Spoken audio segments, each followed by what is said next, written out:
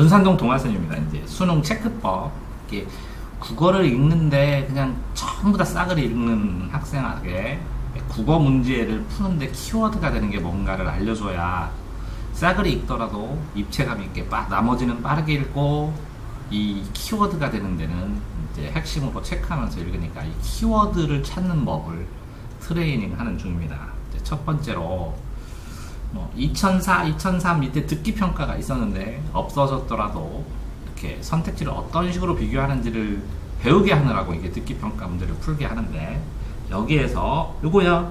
네. 1번이요? 네네. 1번에 자, 1번 풀이를 하면 네. 보세요. 여기에서 주제가 뭡니까? 그 잘못된 걸 찾으라는 거예요. 얘기를 듣고. 그거는 문제 푸는 방법이고 주제요? 이순신 장군의 한산도 전투요. 여기 있어요. 함대 3차 출전도. 3차 출전도요. 네. 그러면 3차 출전도에서 여기 선택지를 쭉 보니까 하객진이었대요. 하계진이요? 하객진이 뭐예요? 하계진 그 하계 그 날개처럼 네. 안으로 끌어들여서 예, 그럼 유인을 해야 돼. 유인. 그렇죠. 그러니까 근데 여기서는 뭐라고요? 격전을 치렀대. 네. 격전을 치르면 안 돼요. 유인을 해야 돼. 그쵸. 그럼 그러니까 답이 이겁니다. 그러니까 선택지에 있는 단어들이 논리적으로 반대 관계를 이뤘어요. 그러니까 선택지를 미리 비교할 수 있으면 격전과 하객진이 격렬한 전투를 치러야 되는데 여기에서 격전을 치를 수가 없구나. 그러니까 반대 개념이구나. 이걸 알게 되면 그쵸? 이걸 알게 되는 순간 둘 중에 하나가 답이다라는 걸 알 수가 있어요. 그런데 이 하객진이 하이라이트, 주제의 하이라이트이기 때문에 답이 이게 되는 겁니다. 알겠습니다. 이해됐나요? 네, 알겠습니다. 두 번째. 이거는 본문을 좀 봐셔야 돼요. 두 번째. 네, 59번입니다. 이거를 푸는데, 자, 여기 교수님가 니은에 대해 재인식하게 되는 과정을 정리해봤다. 이렇게 되어 있어요. 재인식. 근데 여기 보면 창자가 없다는 물리적 속성, 속이 없는 놈, 창자가 없는 개를 얘기하는 거예요. 네, 개를 얘기합니다. 그런데 이 주제가 뭘까요? 이 주제는 창자 없는 개가 이 주제가 뭘까요? 이 전체 주제가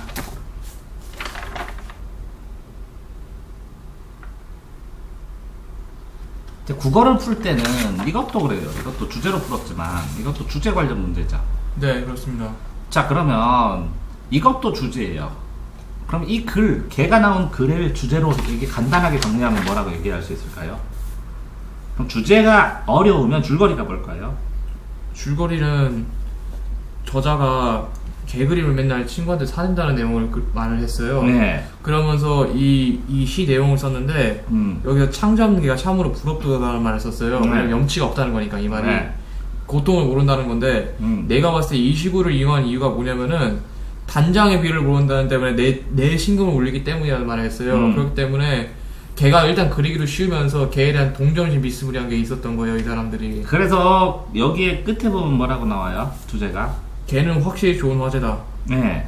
내가 즐겨보고 싶은 친구에게 좋은 화제가 되거니와 또 빤빤스럽게 엄청난 친구에게도 그려볼 수 있는 확실한 좋은 화제다. 그러니까 너는 뻔뻔스러울 수 있다는 거를 간접적으로 조롱할 수도 있는 거기도 하고. 네. 자, 그런데 그러면 이런 개를 여기에서 보면 여기 보면 재인식하게 되는 과정이에요. 니은에 대해서, 개에 대해서. 네. 평생 아픔을 몰라 부러워요? 자, 여기에 물론 그 내용 자체 내에서 여기 나오자. 네네. 이게 첫 번째 인식이에요? 재인식이에요? 첫 번째 인식이죠. 근데 재인식이 맞아요? 네, 여기 재인식이라 써 있습니다. 그러면 차이가 뭐예요? 최대한 봤을 때 재인식한다는 건 뭐예요? 나는 오히려 그가 현명한 사람이기 때문에 부러워요?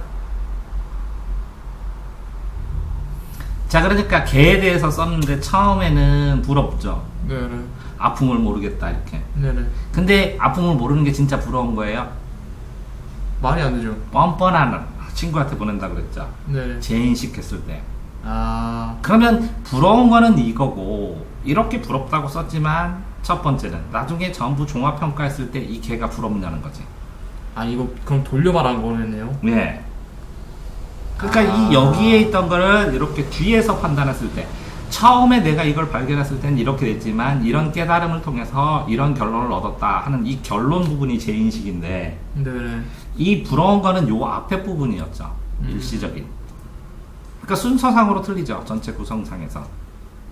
그렇다면 다시 여기서 니은에 대한 인식인데 이건 다 개잖아요. 네, 그렇죠. 명명동기는 이렇게 창자가 없는 거야. 속이 없는 놈이야. 아? 그래서 아이고 부럽다. 그럼 반어법일 수도 있지. 창자가 없어서 창자가 끊어지는 아픔을 모르기 때문에 아픔을 몰라. 논리적으로 이걸 흐름을 봐더라도 그런 아픔을 모르기 때문에 부러워요? 말이 안 되죠. 말이 안 되니까 답이 이게 4번이 되죠. 주제에서 어긋나니까. 아, 그거를 부러워, 현명한 사람이 부러워 이렇게 쓰면 안 되죠. 그러니까 논리적으로 어긋나잖아. 전체 주제에서. 그러니까 결국은 아직도 이 전체 주제의 흐름, 주제를 통해서 이 단락을 이런 주제를 쓰면 서론에는 뭐 쓰고 본론에는 뭐 쓰고 결론에는 뭐 쓴다는 이 전체 흐름을 파악을 못하고 부분 읽기 때문에 이게 틀린 겁니다. 예, 그럼 하나 여쭤볼 게 있는데요. 네. 이런 조건이 가능한가요? 글쓴이는 개그림을 그릴 때 창자 없는 개가 부럽도다라는 구절의 시를 보내려고 하잖아요. 이러면 글쓴이가 시를 보고 저런 엇비슷한 생각을 가지고 있기 때문에 중요한 사람에게 보내는 것 같습니다라는 말도 쓸 수는 있나요? 아니죠. 불가능하고요. 전체 주제가 뭐냐고. 전체 주제. 그거는 일단 창자가 붙는 건 부럽다. 그런 건 뭐 아이고 쟤는 펑펑 놀아서 부럽다. 놀아서 부럽습니까? 아니, 말이 안 되죠. 그러니까 그 나중에 이 결론이죠. 결론 나가기 전에 쓰는 단계에서. 네네. 근데 일순 부러운 게 하나도 없습니까? 있는데 그런데 그렇다고 진짜 부럽습니까? 말이 안 되죠. 안 부럽죠. 그러니까 이 글쓰리가 쓰는 주제가 뭔가를 생각을 하면 판단할 수 있는 거죠. 아, 오케이, 알겠습니다. 1, 2번 됐어요? 네, 됐습니다. 다음 번 3번. 3번이요.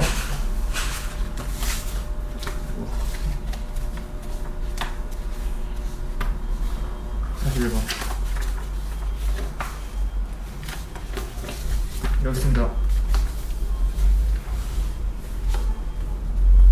자, 이거는 안 보고도 풀 수가 있죠. 예, 다시 1번이요. 어떻게 풀어요? 그 비교를 통해 가지고 알 수 아, 있습니다. 요 41번, 네. 42번 말고 네. 요건 단어를 몰라서 애들이 많이 틀렸어요. 아, 현학적이 뭐예요? 현약적이라는 게 모르겠습니다. 일단은. 단어를 몰라서 틀리면 현학, 거물현자, 거물현, 현학이에요. 검은학.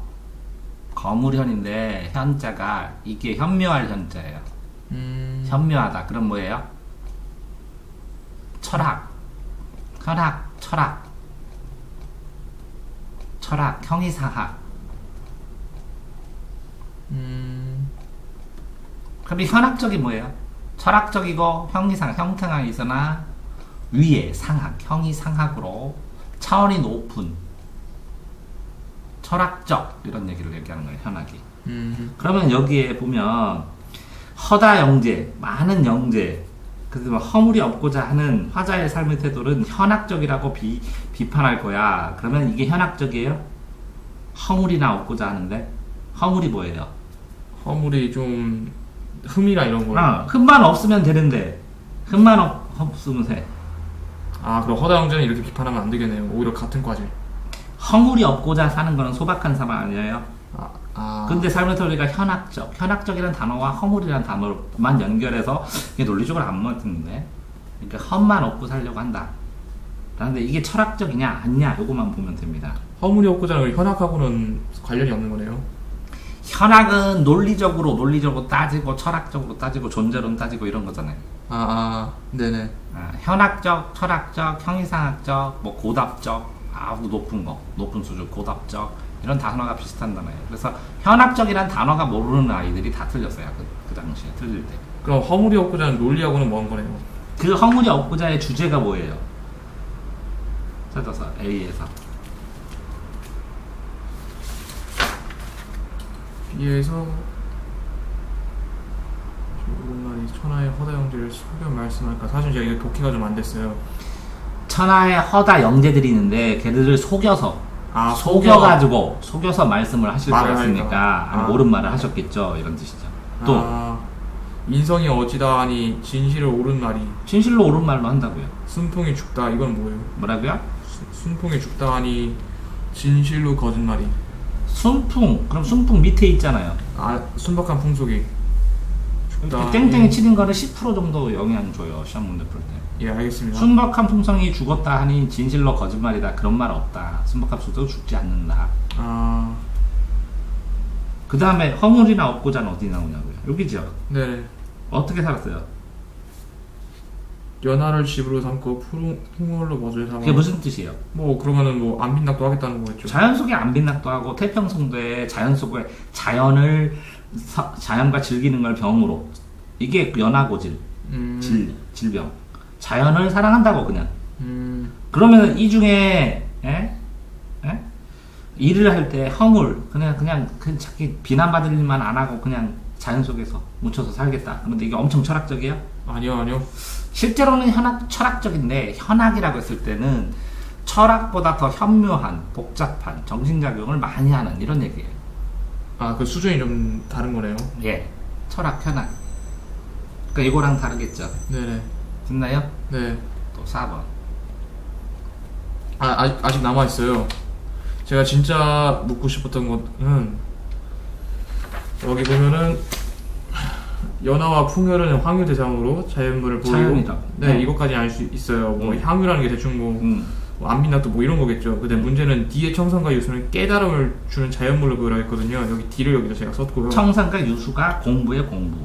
예, 그렇죠. 근데 제가 이게 왜 깨달음인지 모르겠어요. 왜냐면 공부니까 깨달음, 공부를 하면서 또 깨달음을 하라고. 근데 제가 묻고 싶었던 거는 그냥 여기서 얘도 그러니까 모르겠어요. 푸르게 끝이지 않고 공부하라는 교훈을 주는 거예요. 그러니까 우리도 만구상정하자 뭐 깨달음을 주는 네. 거죠. 태도에. 푸르게 항상 주야에 그치지 말고 끊임없이 공부하자. 알겠습니다. 2005학년도 48번.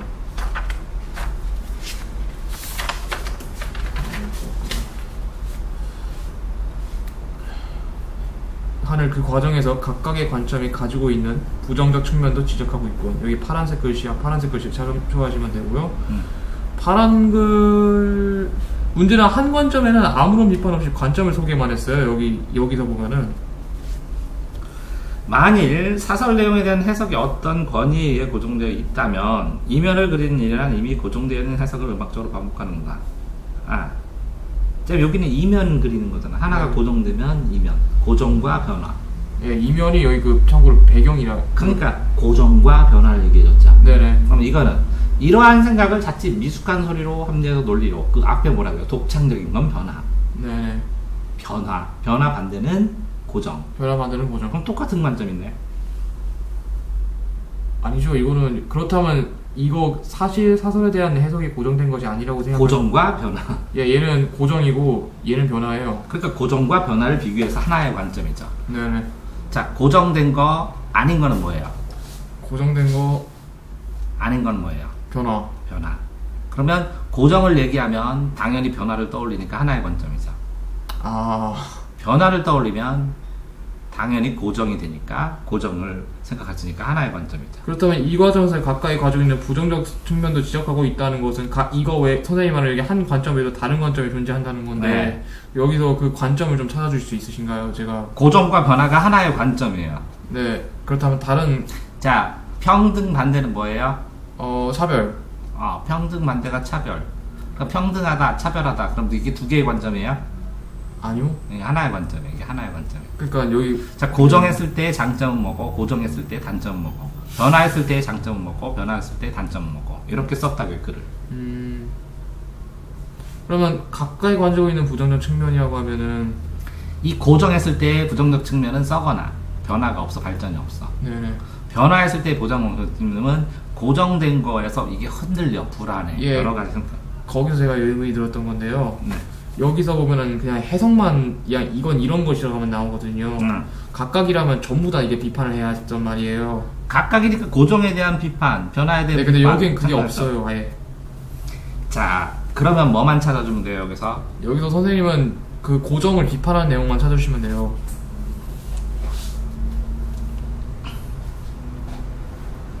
자, 창자가 음악적 구성을 새롭게 변화시키면 이면에 맞지 않는다는 비판을 받게 된다. 변화시켰으니까 비판받죠. 네네. 고정을 중심으로 한 거고, 판소리, 유파나 계보, 바다를 전송될 수 있는 것에 이런 생각 때문에 가능했고, 그러면 해석이 고정된 것이 아니라고 생각할 경우에는 어떻게 될까?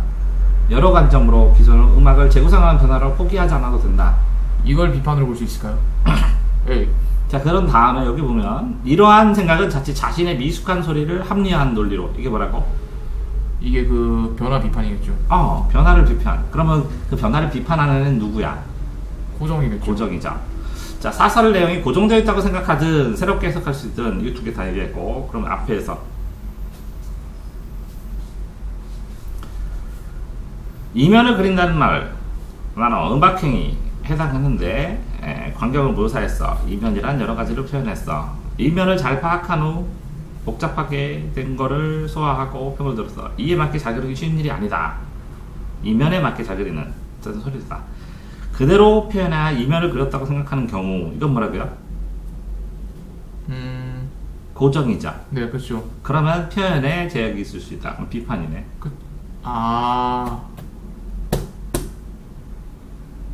자, 만일 사설 내용이 고정되어 있다면 이면을 그린 일이란 이미 고정되어 있는 해석 음악적으로 반복되는 것이니까 비판이네. 그게 왜 비판이 되는 거죠? 만일 사설 내용의 해석이 어떤 권위에 의해서 고정되어 있다면 해석을 음악적으로 반복되는 것이니까 제대로 해석한 게 아니라고. 그러면은 이게 그냥 이거 소개하는 글로도 볼 수 있지 않을까요? 고정과 변화에 대해서 소개하는 거야. 그런데 자, 권위에 의해서 어떤 권위로 이렇게만 해석하라고 고정되어 있다면 어떻게 된다고? 음악적으로 반복하는 거. 그러니까 무의미한 반복일 뿐이지 새로운 창작으로 새로운 해석이 아니잖아. 죄송하지만 비판을 명확하게 정의를 하고 넘어가면 제가 더 이해하는 것도 쉬울 것 같습니다. 비판은 비교 판단하는 거지. 비교 판단이요? 근데 여기서 뭐라고? 어떤 권위에 의해서 고정되어 있지. 네네. 고정되어 있으면 이면을 그리는 일이란 이미 고정되어 있기 때문에 해석해도 소용이 없지. 네네. 그러면 고정된 거를 비판한 거지. 부정적 측면을 드러낸 거죠? 네가 찾아달라며. 고정의 부정적 측면. 그럼 이거를 부정적 측면으로 말하는 걸 수도 있지 않을까요? 음악적 구성을 새롭게 변화시키는 노력을 포기하지 않아도 된다. 이거는 변화. 여기서 뭐라고? 변화.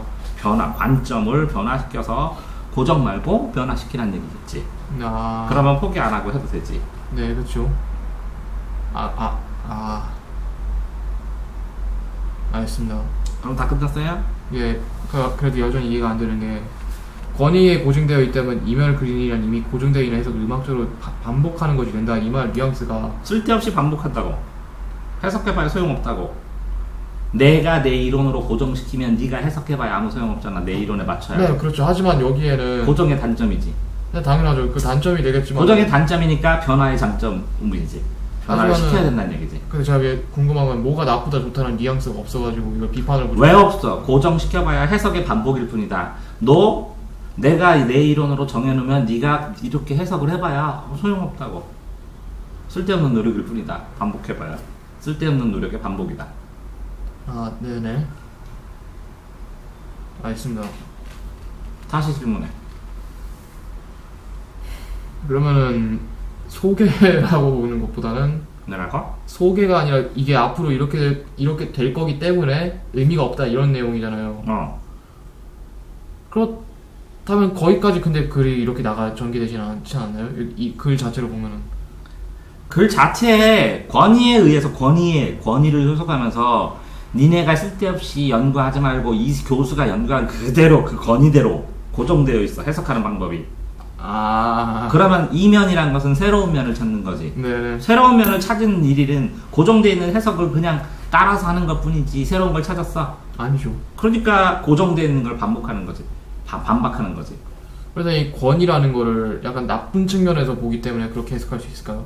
권위에 의해서 고정되는 거야. 그럼 문제가 좀 있죠. 그걸 얘기하는 거야. 예, 알겠습니다. 뭔 소리인지. 또 다음. 없습니다.